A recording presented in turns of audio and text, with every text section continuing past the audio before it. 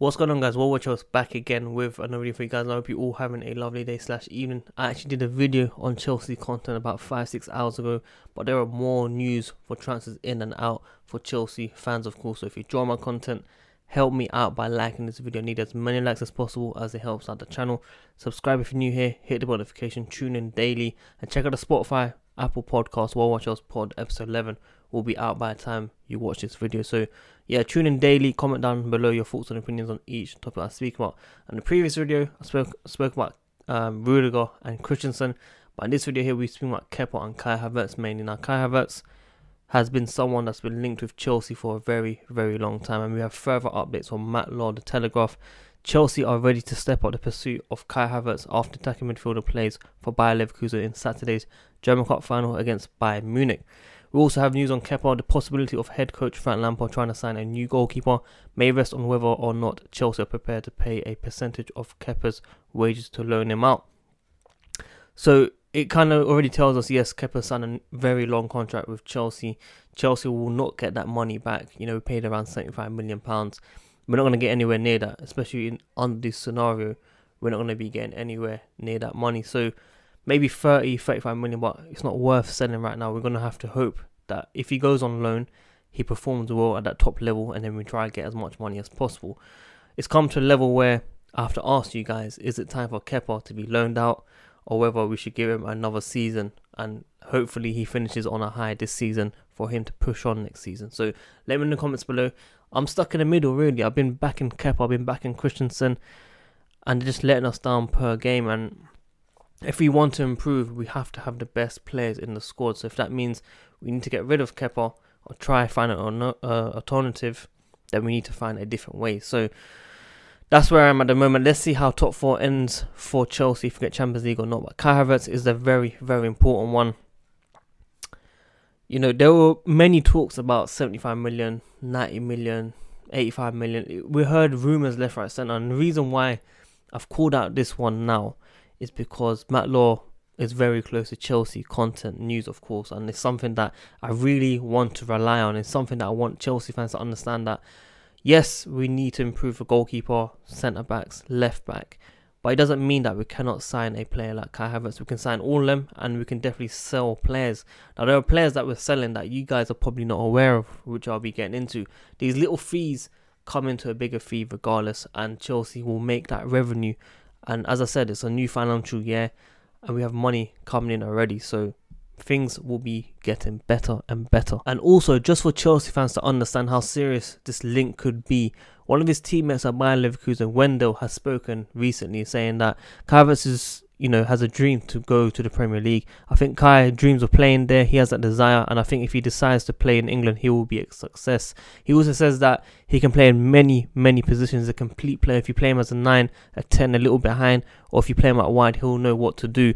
He has that mentality to understand what the manager wants. He finishes well with both feet. He's strong with his head. He has good technique. So this guy is basically bigging him up and kind of giving the green light to say that he will probably be moving for Bayer Leverkusen. They probably had conversations, and we've seen Kai Havertz, linked with Chelsea many times in terms of the little things that he's doing to try, tell Chelsea, come get me. To some guys, it might be just social media, but to me, it's a bit weird. The guy doesn't like any tweets in general, but he suddenly likes something about Chelsea related. But that's just me, innit? But like I said, money coming in for Chelsea, ones that you don't really hear about. I've got one here. Atletico Minero are close to signing Chelsea forgotten man, 24-year-old Nathan, on a 4-year deal, fee of around 3.5 million euros. You guys are probably thinking, who? It's been a while. One day, I was probably thinking this guy could be a potential Chelsea right back, compete with Rafael at United at the time and stuff like that. Like, all these things, it's like we sign all these players and so much hype, and they never make it, and many people forget about these players, that we still have them in the reserves or on loan, or they're just chilling. So this is what I mean about Chelsea. We have so many players that we'll be getting rid of this financial year as well, which will help us boost, buying players that we need to buy in centre back, left back, and attacking midfield if we sign Kai Havertz. So trust me, don't have any doubts on Kai Havertz. Now, of course, Jorginho is willing to leave Chelsea this summer after being frozen out following lockdown, according to Area Napoli. I came up with an unpopular opinion.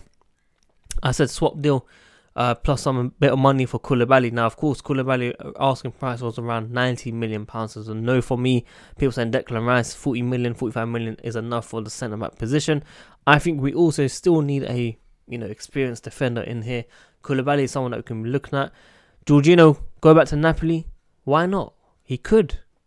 I want him to stay, but if he's not in Frank Lampard's plans, then of course we should be considering the best moves for both parties. And if Jorginho has his heart at Napoli, I could see him going back there. I could see Chelsea, trying to give a bit of money with Jorginho and get Koulibaly. Why not? It's a very good deal. I don't know why. If someone has asked to leave Napoli, why would you not join? And why would the president of Napoli not, kind of give in? Obviously, take as much money as possible, but I think Chelsea will be happy to pay that money if they can offer Jorginho in a part exchange as well. So that's what's being said. Duncan Castles from The Sun has said that Koulibaly has asked the president, Napoli, of course, to leave.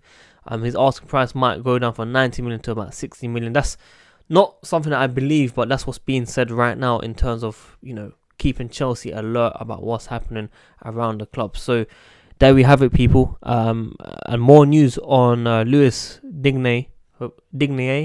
Hopefully I'm pronouncing it right. Everton's left back, which is the first link that we've seen with Chelsea. 26-year-old, 6 assists in 29, no goals, but £25 million. Is he an upgrade on Alonso Emerson? Maybe, but Alonso scores goals. But defensively, he probably does stand out. Of course, he used to play in Spain. And many Chelsea fans are actually interested in this player joining Chelsea. They would be happy if he joined Chelsea. They would be happy if we don't spend that money on Chilwell.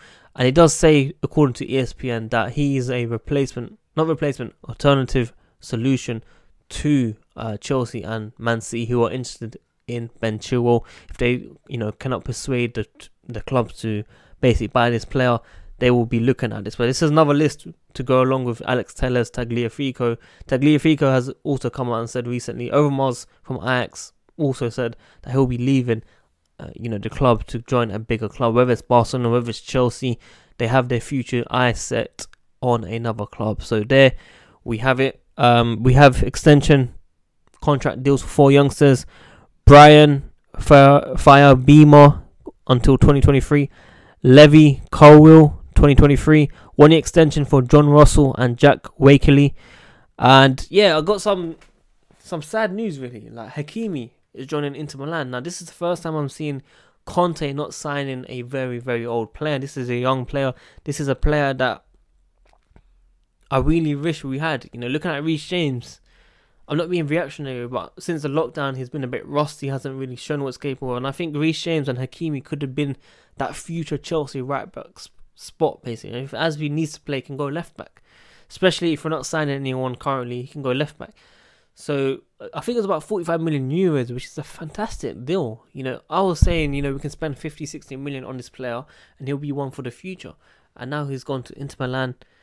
And yeah, Conte's got a bargain, man. Conte has an actual bargain. And you're going to see this guy shine so much. A bigger club than Inter will be coming, knocking on the door for this player. I'm surprised that Madrid have let him go, but they must have needed the money to spend on someone else. But there we have it. Real Madrid have sold a player to Inter, which is, I can't believe it really. So Leroy Sané to Bayern Munich, another one. It's a fantastic deal. I think it's around 40 to 45 million. I know he was out of contract recently, but that player, man, he's a special player. That's someone that I really wish we had at Chelsea. I'm not going to lie to you, proven in the Premier League, of course. I think, yeah, he hasn't been consistent because he hasn't really been picked on the Guardiola as much. But every time he played, he looked very, very dangerous. He had that, how can I compare him to, that Sanchez, Hazard-esque, yeah, Sanchez at Arsenal. That level where he kind of can take players on, make that chance happen. And that's someone that I really, really wanted at Chelsea. But we do have Pulisic. Pulisic is for the future. He's someone that's showing why he is the best player at Chelsea right now in terms of the wing. And on form, he could be the best player for Chelsea right now as well. Because Kovacic hasn't really performed at that same level that he was before. So guys, this is all your updates around Chelsea in the last, not even 24 hours, in the last 5 hours, people. I'm keeping you guys up to date with all the news since my last upload. I've done a Spotify podcast episode that'll be coming out. If you check it out, World War Chelsea Pod right now, you can see the whole team. Of course, Marv. Let Look, I'm thinking of Marv because I'm thinking of Rudiger. He loves Rudiger, but we're talking about Rudiger so much. But I mean, Corey, Mike, Matt, Kamal, 4 guys that I really, really appreciate that's been supporting me. And big up the whole team as well, man. Marv, Ali, Arrow, and I'm sure I'm missing out someone else, but forgive me if I am, man. Can't think on top of my head right now. But you guys, make sure you tune in daily. Big up everyone that's been supporting the channel. Well, watch us, guys. I'm out. Make sure you like the video, subscribe, hit the bell notification, and tune in every day for more content. Peace.